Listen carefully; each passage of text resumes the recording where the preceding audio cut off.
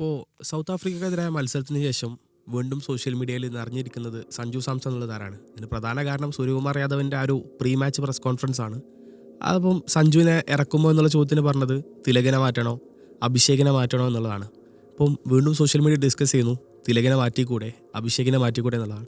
സഞ്ജു വരുന്നത് ഈ ഒരു ടീമിന് ഒരു ശാശ്വതമായ പരിഹാരമാണെന്ന് തോന്നുന്നു. ശരിക്കും സത്യത്തിൽ ഇന്ത്യയുടെ ഒരു പ്രശ്നം എന്ന് പറയുന്നത് ഇപ്പോൾ ഒരു വലങ്കയ്യൻ ടോപ്പ് ഓർഡറിൽ ഇല്ല എന്നുള്ളതാണ്. അതിലിപ്പോൾ പക്ഷെ ഇപ്പോൾ ടീമിൽ ടോപ്പ് ഓർഡറിൽ കളിക്കാൻ പറ്റിയ ഒരു വലങ്കയ്യൻ എന്ന് പറയുന്നത് സഞ്ജു സാംസണേ ഉള്ളൂ. അപ്പോൾ സഞ്ജു സാംസൺ ഫാൻസ് പറയുന്നതിൽ അല്ലെങ്കിൽ സഞ്ജു സാംസൺ ഇഷ്ടപ്പെടുന്നവർ ഇനി അതല്ല ഇന്ത്യൻ ടീമിൻ്റെ ഒരു അഭ്യുദയകാംക്ഷി എന്നൊക്കെ നമ്മൾ പറയില്ല, അവരും പറയുന്നതിൽ കാര്യമുണ്ട്. കാരണം ടോപ്പ് ഓർഡറിലൊരു റൈറ്റ് ഹാൻഡർ വേണം. അപ്പോൾ സഞ്ജുവിനെ ഇങ്ങനെ പുറത്തിരുത്താം. സഞ്ജു സത്യം പറഞ്ഞാൽ ഒരു ടോപ്പ് ഓർഡറിൽ ഫിക്സഡ് സ്പോട്ടായിട്ട് തന്നെയാണ് വേൾഡ് കപ്പിൽ കണ്ടിരുന്നത്. പക്ഷേ സഞ്ജു ന്യൂസിലാൻഡ് പരമ്പരയിൽ മോശം ഫോം ആവുകയും ഇഷാൻ കിഷൻ ഫോം ആവുകയും ചെയ്തതോടെയാണ് സഞ്ജുവിനെ മാറ്റി നിർത്തുന്നത്. സഞ്ജു അന്ന് 5 മത്സരങ്ങളും മോശമായാണ് കളിച്ചത്. അപ്പോൾ സഞ്ജു ഫാൻസ് ചോദിക്കുന്നത് ഇതേ ലോജിക്ക് അഭിഷേകിനും തിലക് വർമ്മക്കൊക്കെ അപ്ലൈ അല്ലേ എന്നുള്ളതാണ്. അപ്പോൾ അഭിഷേക് 10 മത്സരങ്ങളായി 3 ഡക്കും ഏറ്റവും വലിയ സ്കോർ എന്ന് പറയുന്നത് 15 റൺസാണ്. തിലക് വർമ്മയും എന്താ പറയുക ചില സ്കോർ ചെയ്തിട്ടുണ്ട്. അതായത് 3 കളിയിൽ തന്നെ കണ്ടിന്യൂസ് ആയിട്ട് 25 ഒക്കെ അടിച്ചിട്ടുണ്ട്. അതിൽ ചില 25 ഒക്കെ നിർണായകം തന്നെയായിരുന്നു. എന്നാലും അദ്ദേഹത്തിനൊന്നും ഒരു സ്ട്രൈക്ക് റേറ്റിലേക്കൊന്നും പോകാൻ പറ്റിയിട്ടില്ല. അപ്പോൾ ഈ ഇന്ത്യയുടെ ഓപ്പണിങ്ങിലേക്ക് സഞ്ജു വരണോ ഇല്ലേ എന്നുള്ളതാണ് ഒരു ചോദ്യം. ഒരു ലെഫ്റ്റ് ആൻഡ് റൈറ്റ് കോംബോ എന്നുള്ളത് അത് വളരെ ന്യായമായൊരു ചോദ്യം തന്നെയാണ്. കാരണം ഇന്ത്യ നമ്മൾ ഈ 20 ലോകകപ്പിൽ ഉടനീളം നമ്മൾ കണ്ടുകൊണ്ടിരിക്കുന്നത് ഇന്ത്യൻ ടോപ്പ് ഓർഡർ പരിങ്ങിക്കൊണ്ടിരിക്കുന്നതാണ്. പ്രത്യേകിച്ചും ഓഫ് സ്പിന്നിനെതിരെ ഇന്ത്യൻ ഓപ്പണിങ്ങിനെതിരെ ആരൊക്കെ സ്പിൻ എറിഞ്ഞോ അവർക്കൊക്കെ വിക്കറ്റ് കിട്ടിയിട്ടുണ്ട്. അത് പലപ്പോഴും ക്യാപ്റ്റന്മാർ തന്നെയാണ് ആ ഒരു റോൾ എടുക്കുന്നത്. ഇപ്പോൾ പാകിസ്ഥാനായിട്ട് സൽമാൻ അലിയാകെ തന്നെ വന്നിട്ടാണ് ഫസ്റ്റ് ഓവർ എറിയുന്നത്, അഭിഷേകിൻ്റെ വിക്കറ്റ് കിട്ടുന്നു.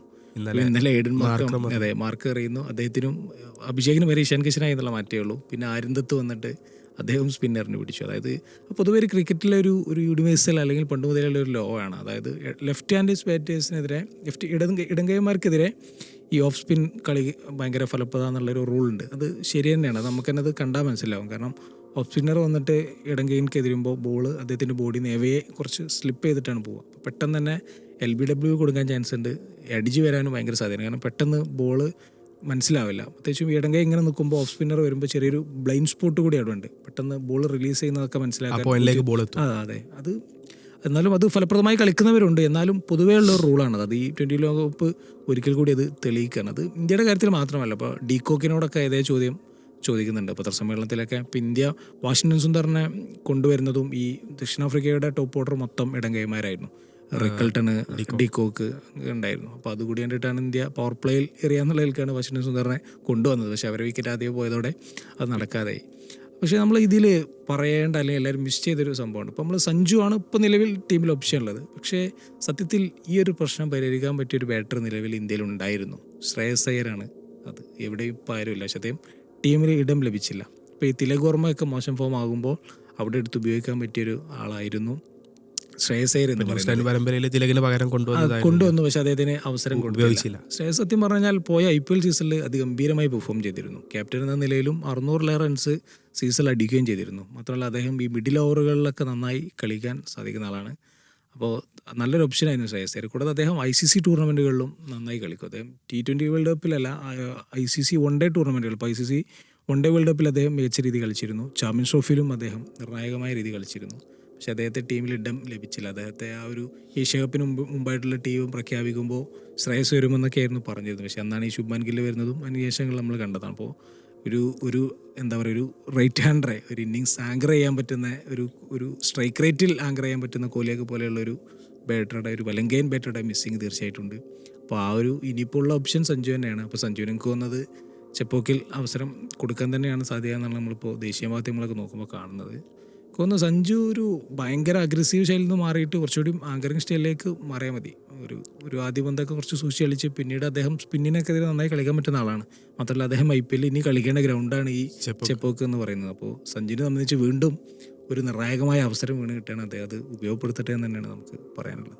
ഇപ്പോൾ ഈ ഒരു ടൂർണമെൻറ്റിന് മുമ്പൊക്കെ ഇപ്പം സോണി ഒക്കെ പോലുള്ള ആളുകളൊക്കെ ഈ ഒരു പരസ്യം ചെയ്യുന്നത് 300 ഹിറ്റിംഗ് അല്ലെങ്കിൽ ഇന്ത്യ ബാറ്റ് ചെയ്യുമ്പോൾ ഒരു 300-ലേക്കുള്ളൊരു തുടക്കം എന്നുള്ളതാണ്. കാരണം സൗത്ത് ആഫ്രിക്കക്കെതിരെയുള്ള ഫ്രണ്ട്ലി മാച്ചായാലും ഒക്കെ ഒരു ഭയങ്കര ഹിറ്റിംഗ് നടന്നൊരു മത്സരമായിരുന്നു. പക്ഷേ ഒരു വേൾഡ് കപ്പിൽ ഇന്ത്യയുടെ ബാറ്റിംഗ് ആ ഒരു പ്രതീക്ഷക്കൊത്ത പ്രകടനം നടത്തിയോ എന്ന് ചോദിച്ചു കഴിഞ്ഞാൽ ഇതുവരെ ഇല്ല എന്നുള്ള നമുക്ക് പറയാൻ പറ്റുക. ബാക്കി എല്ലാ ടീമുകളുടെ ബാറ്റിംഗ് ലൈനപ്പും പലപ്പോഴും ഏതെങ്കിലും ഒരു മത്സരമെങ്കിലും നന്നായി കളിക്കുമ്പോൾ ഇന്ത്യ ആ പ്രതീക്ഷക്കൊത്ത പ്രകടനം നടത്തിയിട്ടില്ല. അപ്പോൾ അതിൽ അഭിഷേകിൻ്റെ ഒരു കണ്ടിന്യൂസ് ഡെക്ക് അല്ലെങ്കിൽ ഒരു ഭയങ്കര ഒരു ഫോം ഡീപ്പ് എന്നുള്ളത് നമുക്ക് പറയാണ്ട്.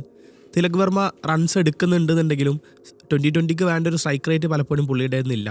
പക്ഷെ അതിനെ സൂര്യകുമാർ ബാക്ക് ചെയ്യുന്നത് എങ്ങനെയാണോ ഞങ്ങൾ തിലകിനോട് പറഞ്ഞത് ആൾ അതുപോലെ ബാറ്റ് ചെയ്യുന്നു എന്നുള്ളതൊക്കെയാണ്. അപ്പോൾ ഇന്ത്യയുടെ ഒരു ബാറ്റിംഗ് ഔട്ട് ഇത്ര ഡിപ്പ് ആവാനുള്ള ഒരു കാരണം എന്തായിരിക്കും പ്രധാനമായിട്ടും? നമ്മൾ ഈ ഒരു പരമ്പരയിലൊക്കെ നമ്മളൊരു 300 അല്ലെങ്കിൽ 250 അടിക്കുന്ന പോലെ അത്ര എളുപ്പമല്ല വേൾഡ് കപ്പിൽ അടിക്കാൻ. അത് ജോസ് ബട്ട്ലർ ഈ ടൂർണമെൻറ്റ് മുമ്പായിട്ട് പറഞ്ഞിട്ടുണ്ട്. ഇംഗ്ലണ്ട് അല്ലാത്ത പരമ്പരയിൽ 300 അടിച്ച ടീമാണ്. പക്ഷേ വേൾഡ് കപ്പിൻ്റെ ഒരു പ്രഷറും ഇൻറ്റൻസിറ്റിയൊക്കെ വേറെ തന്നെയാണ്. ആ മത്സരങ്ങളിൽ അത്ര അടിക്കാൻ പറ്റുമെന്ന് തോന്നുന്നില്ല. പിന്നെ എല്ലാവരും പ്രവചിച്ചിരുന്നത് ഈ അസോസിയേറ്റ് രാജ്യങ്ങൾ വന്നപ്പോൾ ഇന്ത്യക്ക് വളരെ ഈസി ആയിരിക്കും. കാരണം ന്യൂസിലാൻഡിനെതിരെയും ദക്ഷിണാഫ്രിക്കയ്ക്കെതിരെയൊക്കെയുള്ള ക്വാളിറ്റി അറ്റാക്കിനെതിരെയൊക്കെ 250 270 അടിച്ച ഇന്ത്യക്ക് അസോസിയേറ്റ് രാജ്യങ്ങൾ 300 എന്നുള്ളതായിരുന്നു അതിൻ്റെ ഒരു കൺസെപ്റ്റ്. പക്ഷേ അത് ആദ്യ മത്സരം തന്നെ അമേരിക്കയ്ക്കെതിരെ തീർന്നു. അത് നേരത്തെ പറഞ്ഞ പോലെയുള്ള പ്രശ്നങ്ങൾ തന്നെയാണ്. ഒന്ന്, ടോപ്പ് ഓർഡർ ഒരു വലിയ ഇന്നിങ്സിലേക്ക് അല്ലെങ്കിൽ വലിയ സ്കോറിലേക്ക് പോകണമെങ്കിൽ എപ്പോഴും അതിൽ ഓപ്പണിങ്ങും കൊണ്ടൊക്കെ ഭയങ്കര കോൺട്രിബ്യൂഷൻ വരണം. പക്ഷെ അത് ഇതുവരേക്കും കിട്ടിയിട്ടില്ല. പ്രത്യേകിച്ചും അഭിഷേക് ശർമ്മയെ പോലുള്ളൊരു എക്സ്പ്ലോസീവ് ബാറ്റർ അങ്ങനെ കത്തി തുടങ്ങിയാൽ പിന്നെ അങ്ങ് പോകും. കാരണം ഇന്ത്യക്ക് ഫിനിഷർമാരുടെ നീണ്ട നിരയാണ് നിൽക്കുന്നത്. ഹാർദിക് പാണ്ഡ്യ, ശിവൻ ദുബെ, റിങ്കു സിംഗ് ഒക്കെ പോലെ. പക്ഷേ ഇപ്പോൾ സംഭവിക്കുന്നതെന്ന് വെച്ചാൽ പവർ പ്ലേയിൽ തന്നെ ഇന്ത്യൻ ഡൗൺ ആയിരിക്കും. പിന്നീട് വരുന്ന സൂര്യകുമാറിനും തിലകിനും ഈ വിക്കറ്റ് കീപ്പ് ചെയ്യാതെ ഇങ്ങനെ ഇന്നിങ്സ് മുന്നോട്ട് കൊണ്ടുപോകുക എന്നുള്ളതാണ് അവരുടെ ഒരു ടാസ്ക്. പിന്നീടുള്ള ഈ അവസാന 8 ഓവറിലൊക്കെ അടിച്ചു കയറ്റുന്നതിനൊരു പരിധി ഉണ്ടല്ലോ. അങ്ങനെയാണ് ഇന്ത്യ ഒരു നല്ല സ്കോർ എന്ന് പറയുമ്പോൾ തന്നെ 200 150 ഇന്ത്യ എത്തുന്നത്. അപ്പോൾ അതാണ് ഇതിൻ്റെ ഒരു പ്രധാനപ്പെട്ട കാരണം എന്ന് പറയുന്നത്. നമ്മൾ പറയുന്നുണ്ട് ഒരു ഭയങ്കര ലെഫ്റ്റ് ഓറിയൻറ്റഡ് ക്രിക്കറ്റായി ഫുള്ളി ലെഫ്റ്റ് ബാറ്റ്സ്മാൻമാർ വന്നു എന്നുള്ളത്. അപ്പോൾ അതിൽ പ്രധാന കാരണങ്ങൾ നമ്മളിപ്പോൾ ഡിസ്കസ് ചെയ്താണ്. ശ്രേയസ് അയ്യർ സ്ക്വാഡിലില്ല, ഉള്ള സഞ്ജുവിനെ ഉപയോഗിക്കുന്നില്ല. അപ്പം ഗംഭീർ വന്ന ശേഷം പലപ്പോഴും ഈ ലെഫ്റ്റ് റൈറ്റ് കോമ്പിനേഷന് വേണ്ടിയിട്ട് ബാറ്റിംഗ് ലൈനപ്പിൽ പലപ്പോഴും ചേഞ്ചസ് വരാറുണ്ട്. ഇപ്പോൾ ഹർഷിത്രാണ് പലപ്പോഴും മുന്നോട്ട് കയറ്റി അയക്കുന്നത്. ഒക്കെ ആ ഒരു കോമ്പിനേഷൻ മെയിൻറ്റെയിൻ ചെയ്യാനാണ്. പക്ഷേ കഴിഞ്ഞ കുറേ മത്സരങ്ങളിൽ ഫുള്ളി ലെഫ്റ്റ് എന്ന് വെച്ചിരിക്കുന്നു. അപ്പോൾ അതിനെതിരെ കടുത്ത വിമർശനങ്ങളും വന്നിട്ടുണ്ട്. അടുത്തൊരു മത്സരത്തിൽ അത് സഞ്ജുവിനുള്ളൊരു ഓപ്പണിംഗ് ആയിരിക്കും എന്നുള്ള സാധ്യതകളുണ്ട്. അപ്പോൾ നമ്മൾ ഈ ഇടങ്കയൻ ബാറ്റേഴ്സിൻ്റെ ആധിക്യമാണ് ഇപ്പോൾ ടീമിൽ. അത് നമുക്ക് തന്നെ നോക്കിയാൽ മനസ്സിലാവും. ഇപ്പോൾ നമ്മൾ സൗത്ത് ആഫ്രിക്കയിലുള്ള മത്സരമൊക്കെ നമ്മൾ എണ്ണിയ നോക്കിയാൽ തന്നെ അറിയാം. നമുക്ക് ഒരുപാട് പേരുണ്ട്. ഇപ്പോൾ ഓപ്പണിങ്ങിൽ തന്നെ അഭിഷേക് ശർമ്മ, ഇഷാൻ കിഷൻ, വീണ്ടും തിലക് വർമ്മ 3, വാഷിംഗ്ടൺ സുന്ദർ 4, റിങ്കു സിംഗ് 5, ശിവൻ ദുബെ 6. അതായത് സൂര്യകുമാർ യാദവും ഹാർദിക് പാണ്ഡ്യ അല്ലാത്ത 6 പേരും ഇടങ്കയർ. അത് സത്യം പറഞ്ഞാൽ ഭയങ്കര കൗതുകമുള്ളൊരു സംഭവമാണ്. കാരണം ഇപ്പോൾ ഞാൻ അങ്ങനെ ഒരു വെബ്സൈറ്റ് നോക്കിയപ്പോൾ ഇന്ത്യയിലെ ഒരു ലെഫ്റ്റ് ഹാൻഡേഴ്സിൻ്റെ പോപ്പുലേഷൻ എന്ന് പറയുന്നത് 10% to 12%. പക്ഷേ ഇന്ത്യൻ ടീമിൽ എങ്ങനെയാണ് ഇത്ര ലെഫ്റ്റ് 60%? അത് ഭയങ്കര കൗതുകമുള്ള. അതുകൊണ്ട് കാരണം എന്ന് പറയുന്നത് ഒന്ന് ഒരു എന്താ പറയുക ഇപ്പോഴത്തെ ഒരു പ്രത്യേക സിറ്റുവേഷനാണ്. ഒന്നാമത്തെ ഇടങ്കയന്മാർ ഭയങ്കരമായിട്ട് IPL പെർഫോം ചെയ്തു. ഇപ്പോൾ 2 സ്പിൻ ഓൾഡർമാർ, ഇപ്പോൾ വാഷിംഗ്ടൺ സുന്ദർ ആയാലും അക്സർ പട്ടേൽ ആയാലും 2 സ്പിൻ ഓൾഡർമാർ ഒരേ സമയം ഇടങ്കയന്മാർ IPL നന്നായി പെർഫോം ചെയ്യുന്ന വന്നു. അപ്പോൾ അവരെ ഉൾപ്പെടുത്തേണ്ടി വന്നു എന്നുള്ളതാണ്. പിന്നീട് ആങ്കർ റോള് ഇപ്പോൾ കോഹ്ലിയൊക്കെ ചെയ്തിരുന്ന 3-ാം നമ്പറിലേക്ക് അതിന് പറ്റിയ ഒരാളായിട്ട് കിട്ടിയത് തിലക് വർമ്മയാണ്. പിന്നെ ഒരു ഓപ്ഷൻ ഉള്ളത് ശ്രേയസ് അയ്യരായിരുന്നു. പക്ഷേ വന്ന ഒരാൾ തിലക് വർമ്മയാണ്. അപ്പോൾ അതും ഒരു ഇടങ്കയനായി മാറി. പക്ഷേ ഇന്ത്യ ഒരിക്കലും ഓപ്പണിങ്ങിൽ അങ്ങനെ ഒരു 2 ഇടങ്കയന്മാർ ഒരുമിച്ച് പരീക്ഷിക്കാൻ വിചാരിച്ചിട്ടില്ലായിരുന്നു. പക്ഷേ അതും ഒരു സമീപകാലത്തെ സംഭവവികാസങ്ങളാണ് അങ്ങനെ ഉണ്ടാക്കിയത്. ഇപ്പോൾ ഗില്ലും അഭിഷേകായിരുന്നു ആദ്യം. അപ്പോൾ ലെഫ്റ്റ് ഹാൻഡ് ആയിരുന്നു. പിന്നീട് സഞ്ജു വന്നു. അപ്പോൾ സഞ്ജു അഭിഷേകിനായിരുന്നു അവർ വേൾഡ് കപ്പിലേക്ക് കണ്ടിരുന്നത്. പക്ഷേ സഞ്ജു അതിന് മുമ്പുള്ള പരമ്പരയിൽ മോശം ഫോം ആയതോടെ മോശം ഫോമാ മാത്രമല്ല പകരം വന്നത് ഇഷാൻ കിഷൻ ഒരു ഇടങ്കയന് ആവുകയും ചെയ്തു. അപ്പോൾ ഫലത്തിൽ എന്തായി മൊത്തം ഇടങ്കയന്മാർ മാറി. അത് കോച്ചിൻ്റെ എന്താ പറയുക ഇടങ്കയൻ നിർബന്ധ ബുദ്ധി കൊണ്ടല്ല, കുറേയൊക്കെ അതിൻ്റെ ഒരു സിറ്റുവേഷൻ അതെ അങ്ങനത്തെ പല കാരണങ്ങൾ ഉണ്ടായി എന്നുള്ളതാണ്. അപ്പോൾ അതിലിനിയിപ്പോൾ ഉള്ളൊരു ഏക വഴി എന്ന് പറയുന്നത് ടോപ്പ് ഓർഡറിലുള്ള ഏക റൈറ്റ് ഹാൻഡ് ബാറ്റർ നിലവിൽ ലഭ്യമായിട്ടുള്ള ആൾ എന്ന് പറയുന്നത് സഞ്ജുവിനെ ഉപയോഗപ്പെടുത്തുക എന്നുള്ളതാണ്. ഇനി ഇതേ പ്രശ്നം തന്നെയാണ്. ഇപ്പോൾ ഓപ്പണിങ്ങിൽ ഇനിയിപ്പോൾ സഞ്ജു ഇൻ കേസ് ഫോം അല്ലാന്ന് വിചാരിക്കുക, ഇനി വിളിക്കാനുള്ള ഒരാളും ഇടങ്കയനാണ്, ജയ്സോളാണ്, SSC ജയ്സോൾ. അപ്പോൾ അത് ഈ പറയുന്നത് പ്രത്യേകമായിട്ടുള്ളൊരു കാലഘട്ടത്തിലെ ഒരു സംഭവമായിട്ടാണ് എനിക്ക് തോന്നുന്നതാണ് എൻ്റെ അഭിപ്രായം.